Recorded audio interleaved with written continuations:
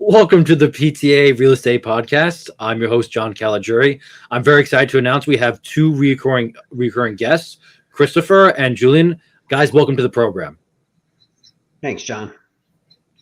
Hey, John, thank you. Guys, I really appreciate you guys being here, especially taking time out of your busy schedules. So we'll just go into intros. Chris, can you reintroduce yourself? I know you already been on the program, but for all of our newest listeners, can you tell us who you are and where you're from? Yeah, sure. Chris Almick, I'm from New Jersey. My real estate investing experience is I live in New Jersey, mostly invest out of state. Experience in South Carolina and Vermont. Currently sitting on 9 units, 3 storage units. I prefer multifamily, small bone with 3 family and 4 families is my preference. Haven't made the jump to commercial yet. Thank you for that. Julian, can you give us your background? Sure. So my name's Julian Ibanez. I currently work in IT. I live in New Jersey as well, not too far from Chris, actually. And I've been in real estate since 2006, so almost 20 years or so, 18 years. Have 6 doors right now, and am currently working on saving and scoping out some deals that have been hard to come by these days. Yes, deals are very hard to come by today, especially with the high interest rates and the low inventory. Mm-hmm. Yep, absolutely. And sellers haven't come to grips with that yet, I think. Even with some of the prices, I think they're starting to relieve a little bit in certain areas.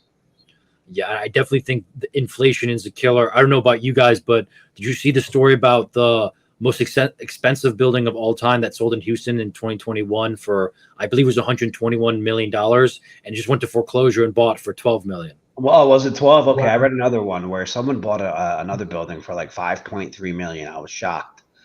Wow. So yeah, prices are definitely coming down, in my opinion. But I'd love to know, how did you guys meet and start doing real estate together? Because I don't know. I know you guys personally outside of the podcast, but I don't really know how you guys started working together. Sure. Yeah. Chris, you wanna go ahead and maybe share a little bit how we met, and we can talk about how we did. So yeah, sure. We had a mutual friend. I believe it was Julian's landscaper, and we all rode motorcycles. I rode with the landscaper, and Julian decided to come for a ride with us one day. And we're like-minded people. We start talking about real estate. He started talking about his properties. I was talking about mine.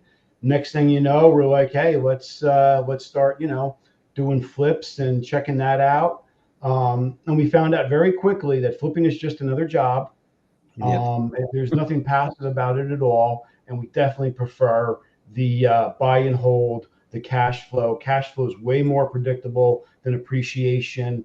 During the flip we did over at that Stonegate property, what was happening was when we bought it and we did all our projections, we're like, okay, this is what we're going to walk away with. And then the timeline gets pushed out a little bit and the market starts going down and you start getting nervous. And with a buy and hold property, you don't really worry about that. It's not as scary. It's a lot more predictable. Yeah, that was a fun experience. We got to learn a lot about each other doing that project together. It was funny. And we ended up coming out of it. We both made money. We're still friends, but we had some interesting exchanges, over silly little things that we were working on. It was funny. It was a good time though. For the people out there, because a lot of our listeners are 18 to 25-year-olds. So, and I'm sure they're sitting on their couch drinking beer on Friday nights talking about buying real estate. So just for their perspective in the future, if you wouldn't mind sharing, what was one of those funny stories that you didn't really expect to have once you guys started this endeavor together? Chris, there were a couple, weren't there? I mean, it was. So I think quickly we learned we were almost like a married couple. We found ourselves arguing over fixtures and little things. That was one of the things that was funny. Chris, I know you got something you want to share too. So if you recall, Julian, and you saved the day on this. So we closed on this property. It was a cash deal. Julian and I 50-50. And we get the property, and it had been empty for so long, it had to be inspected before you could turn the electricity on. It had to have the water had to get shut down for like the entire apartment complex so we could fix some water issues to get the water back on. But Julian really improvised with the neighbor. I think he bribed him with a few cases of beer so we could run extension cords to the neighbor's house so we could get started on the flip early so we can try to keep our timeline. Yeah, that's funny. Yeah, we definitely, one of the key things is definitely get to know the neighbors of anywhere you're doing some of your, your flips or any work you're doing for sure. I definitely, I'm going to write that down. Know your neighbors. Yes, know your neighbors and like your neighbors, right? And get them to like you so that they're not necessarily looking at you as someone who's going to come in and do a kind of a flyby, if you will. That makes a lot of sense. Chris, I know we were talking before the show that you recently did Cash for Keys, and you kind of want to share a little bit about that experience. So go right ahead. Yeah, so this was an interesting one, John. So I did a Cash for Keys at my lawyer's advice. It was $3,000. My lawyer basically said, look, it's going to cost, I'm going to charge you at least that much, and it's going to take me longer. See if your tenant will go for it. So I did. The tenant was agreeable to the Cash for Keys. I just wrote up a contract on Law Depot, grabbed the cash. But I definitely ran into, some hidden gems there. So for one, the tenant and I agreed on a date to move out. I live in New Jersey. The property is in Vermont. I had to drive all the way up there. He backed out at the last second and said, okay, we'll do it next weekend. And okay, so, I spent money on a hotel and what have you, but I enjoyed the weekend in Vermont regardless. So I came up the following weekend. He's moving out on Saturday. I come by on Friday night. There's nothing boxed, nothing packed. So I go running out to Home Depot. I get him a bunch of boxes and I, kind of get him started on the packing. The guy's basically, he's 54-year-old, can't lift, can't really, move the furniture himself. So I helped him move all the furniture. I rented a U-Haul. We get to the storage unit that he told me he had reserved, and we get there and he didn't have it reserved, and they needed a credit card to have it reserved, which he didn't have. So I put the storage unit on my credit, anything I had to do. But John, this is when I talk about, when I say manifestation and forced appreciation. I wasn't going to be stopped. I had to have him out. So put all his stuff in the storage unit, put it on my credit card, and dropped him off at his girlfriend's house. Wow. But it gets better. So in the midst of this, it's a 3-bedroom unit. There's a previous tenant that had left about a year ago. That tenant had left their cat behind, which this tenant was caring for. He left the cat behind. I couldn't find the cat. I looked for like a day. I had hired some cleaners to call animal control or what have you. They took the cat. They adopted the cat. But not only that, we found an urn with ashes in it. Oh, wow. You found a body. So that's something, extremely unexpected that you don't ever, unforeseen circumstances. I was able to contact the tenant and he did come and retrieve it, which was great. But so I knew getting into this that I was going to have to cycle all these tenants out. And this is something I was going to have to do. But the motivation was this. The current rent on that apartment was $950. It's a 3-bedroom, way under market. When I'm done with the property, I'm going to get well over $2,000 for this rental unit. So that was the motivation behind it. So I had to do what I had to do. And that's it. You just make it happen. No, that's a great story. I can't believe you found an urn. When you called the tenant and said, "Hey, I have your grandma," what did they say? So yeah, he knew who it was. It was actually a friend of his. So just really, kind of bizarre, strange things that you come across with these tenants sometimes that you're gonna have to deal with. That's good to know. Julian, have you ever found something crazy in one of your tenants' apartments or houses when you were moving them out? Fortunately, I haven't had to rent a U-Haul and move any of my tenants out yet. I will say I did have a tenant that moved out on their own, and they kind of skipped out on the last month's rent once, right? But believe it or not, they left the apartment, fine. Like they broom swept it. So, and I think part of that is the reason I haven't had that is I try to get and this is where some investors kind of laugh at me. They say, "Oh, Julian, you shouldn't get to know your tenants and all that stuff." And I don't necessarily agree with that, right? I've built relationships with folks, and even the worst of tenants, right? Like they try to, I try to get to know them on a one-to-one basis, on a human level, not necessarily just being their landlord, if you will. So even those, I'll call them, the bad tenants that I had, they weren't so bad, if you will. Yeah, they skipped out on the last month's rent. Okay, I'm not gonna go to small claims court and waste my time to chase them, because for the amount of times you have to go through to court to go through that process, it just, for a month's worth of rent, it just isn't worth it. But no, I haven't had anything like that yet. I did have one tenant where I had to go make some repairs, and there was a huge bong laid out, in the middle of the living room. You know, that was pretty funny. But besides that, nothing too crazy. And so it sounds like you guys have a pretty good systems, because I know, Chris, we talked about in the last episode with the forced appreciation, and you kind of went in there anticipating having like having headache tenants. But in your guys' experience, what systems or processes do you guys employ to make sure you have a quote unquote good tenant as opposed to a bad tenant? So you don't have to rent your own U-Haul for the tenant. Yeah, one of the most basic things I do, and someone told me this early on in the game, and I didn't really buy into it until like maybe after I did a few lease renewals or got new tenants, was um, leveraging a realtor to do the screening and that stuff, and having them charge 1 month's rent for that, right? So the tenants, right, passing that cost to the tenants helps me sort of weed out the folks who don't have money, in a way, right? The folks who don't have a month to pay an expense, first month's rent, last month's rent, month deposit, so you're talking several thousands of dollars. And typically, that has helped me kind of get higher quality applicants.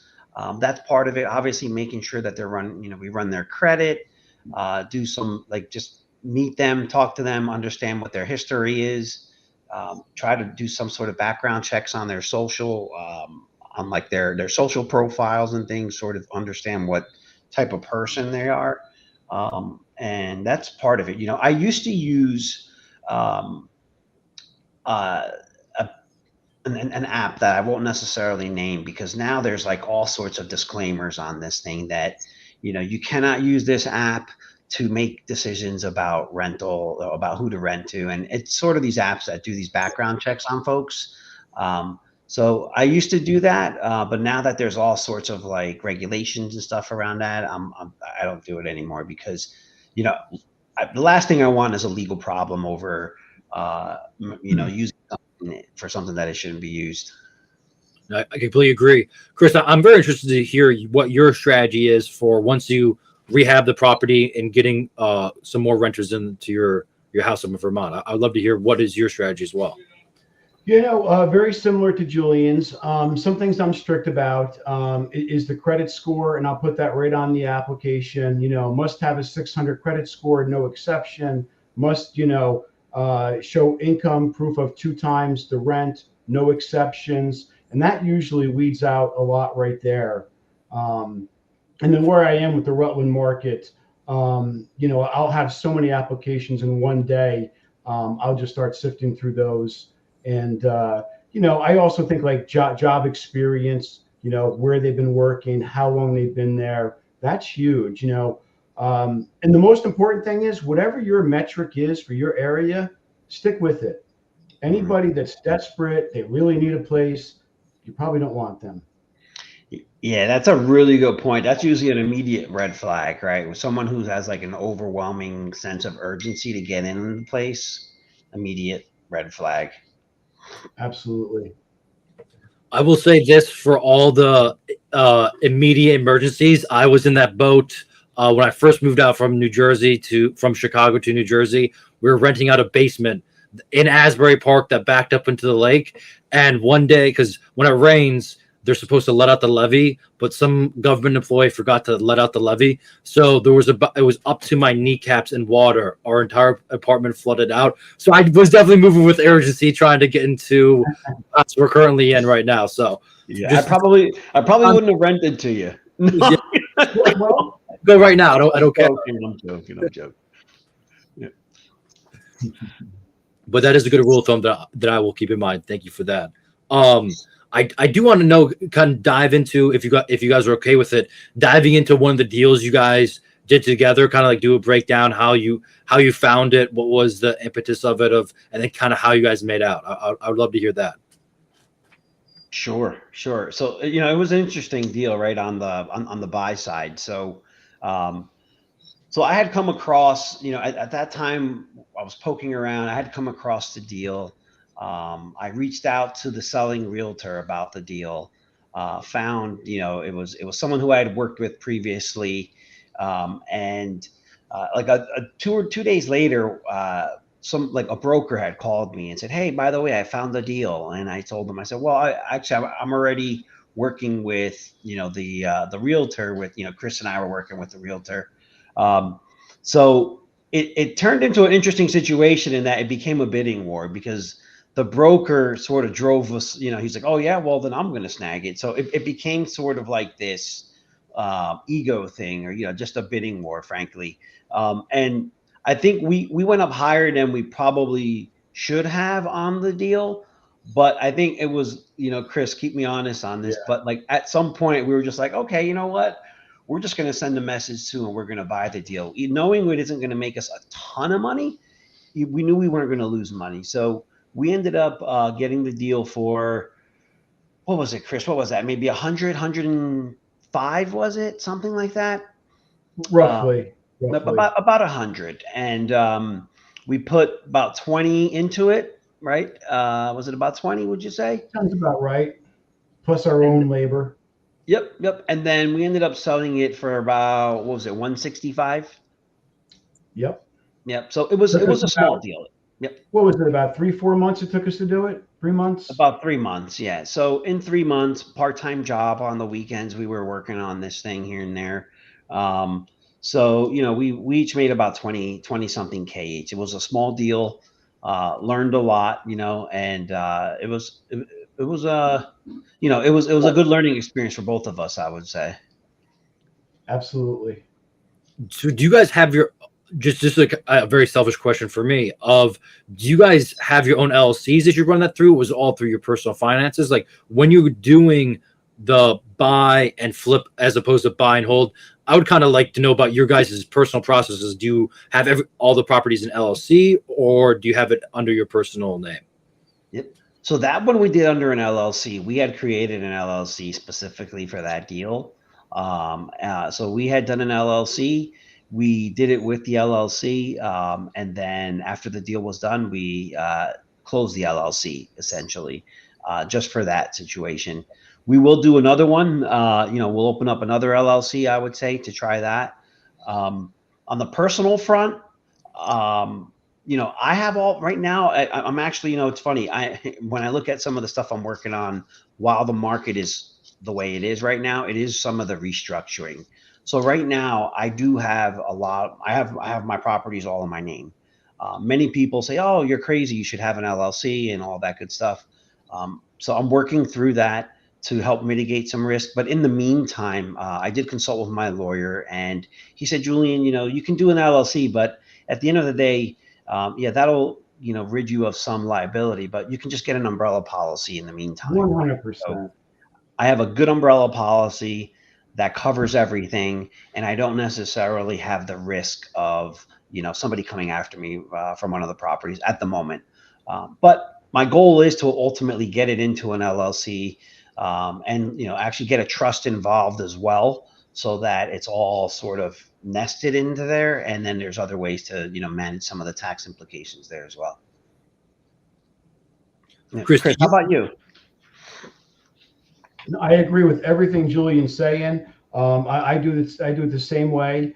I'm on all these forums. I'm always arguing with people, LLC versus umbrella policy. And any attorney you talk to that's worth a damn will tell you that if he has to represent you in a court of law and you're liable as a landlord and you get sued for $1 million, he's going to want you to have that umbrella policy to protect you, not that LLC. Mm-hmm. Every time. So the LLCs, it's nice. And I think it's more important if you're doing commercial properties. But as long as you're 4 units and under, umbrella policy all day will protect you. LLC is the backup, but umbrella policy first, then the LLC. That's good to know. And just because I've heard conflicting reports on it of, say you already own this is because I own a property in Chicago. And this was my thought. I got conflicting reports. I kind of want to see what your guys' thoughts on this. I was told you couldn't transfer it to an LLC if you still have a mortgage on it in your name. Have you guys heard that too, or is that bad information on my end? I have not heard that. I heard you can quit claim the deed to the LLC, but you just remain responsible for the note personally. And Chris, I don't know. You're both correct, but what can happen? You're both correct. You can do the quit claim deed, but what can happen is very rare. It's probably not going to happen. But the bank can call the note in full if they have an issue with you putting that property in the LLC, because they want you 100% responsible. They signed the contract with you, not the LLC. You can do it. I know people that have done it. They've never had an issue with it. You'll probably be fine with it, but in the rare case, the bank can claim the note full and due. Mm-hmm. That's a good point. That's good. Yeah, and that's interesting. Yeah, I hadn't thought about that, Chris. And for the trust, do either one of you guys have a property in a trust? I want to. I plan on setting it up in a trust ultimately, specifically for like inheritance and stuff. There's a way, you can actually, like, let's just say you have a trust involved. The home will remain in the name of the trust, and then the trustees are kind of, the executor. They own the trust, so you can transfer almost essentially the rights to a property to another person in your family without it being a taxable event because the trust is involved. Right. So, and it's a legal way to kind of structure that. It helps you avoid paying like an inheritance tax that would potentially happen if you left your house as an inheritance to someone in your family, because then that has to go through a whole probate process and all that stuff to have everything distributed, calculated, and all that stuff. Yeah, as a banker, because I work at PNC Bank, I'm a retail banker, and when people pass away, it's asinine how much money they pay in taxes, and it really is. That's a good good point. Get everything in trust, because you will see. Not to give out people's personal information, but someone couldn't pay for a funeral because it's like 20 grand now, and they didn't have any beneficiaries on the account. They didn't have a trust set up. They had a decent amount of money, but they were kind of in limbo because they get a surrogate certificate and all these things when someone passes away. So having a trust set up and ready to go is definitely a benefit, not just for yourself, but definitely for your family. Yeah, it's less of a headache for folks to worry about, right? It just doesn't, it keeps it simple, right? It doesn't force a financial transaction, right? I have a friend whose parents are terminally ill. They have a beautiful home in LBI that we spent the week at with them, and very nice family. And I think these folks bought this home 300,000 30 years ago, 20 something years ago. The house is over 2 million, 2.5 million on the bay in LBI. And I said, hey, if you guys don't get this in line, I believe, if I'm not mistaken, you're going to have to pay capital gains tax on 2.2 million if the house is valued at 2.5 at the time of inheritance, plus an inheritance tax. So, it was sort of an eye-opening conversation with him. I said, that's my understanding of it. Don't take what I'm saying as like official legal advice. Go talk to an estate planner, but that would be what I would consider doing, because it definitely is something, that you can really help your family avoid unnecessary hardship. For sure. Chris, what's your opinion on trusts? Have you ever looked into it, thought about it? You know what? I've thought about it. Not quite there yet. I'm still more in lines with Julian, where I've got the umbrella policy, and I'll work on the LLCs next. And then ultimately, yeah, I agree. I think the trust is definitely the way to go. And this can be the last question. I kind of want to like see what you guys can do, take it and run. What would your advice be to a 25-year-old looking to get into real estate? I know last time we talked about the multifamily. It could be like a story where you learned something the most, or you think there's something you when you first got into real estate that you wish you would have done. Chris, can you go first? I mean, what I would, tell a 25-year-old is the most important thing. Really, it's the mindset. It really is. You don't want to be around those people that think about everything that can go wrong with the deal. You want to be around those people, real entrepreneurs, think about everything that could go right. Okay, engineers think about everything that could go wrong, right? Because they're building bridges and things like that, and people's lives are on the line, and people could die. Where entrepreneurs think about everything that could go right. So definitely, you have to have that mindset. Julian, you've probably done, this with Janae, with your wife, where you're buying a deal and you're going back and forth. And, my wife's always, oh, what about this? What about this? What about that? And you really have to kind of massage that mindset. You got to start thinking about it. Everything can go right with the deal. But that's one of the biggest things is really just the mindset. And then, do your homework, when you're analyzing the properties. Thank you for that, Chris. Julian, what about you? It's funny. To kind of build on what Chris said, right? Fear, right? Don't be afraid. This isn't that complicated, right? I mean, just get the basic fundamental calculations right. Make sure you're not being overly aggressive, and take a chance. But I would say, for a 25-year-old today, besides not buying a single family, I would say do not buy a single family as your first home, and make sure you do a multifamily. I would say keep all of your expenses down. Do not go and buy the nice BMW that you've always been wanting. You're 25 years old. You don't want to be car broke, if you will. Save your money, right? Use it wisely. Trust me, there is plenty of time to have fun. So, cry now a little bit so you can laugh a little later. So, sacrifice what you want now for what you really want later, right?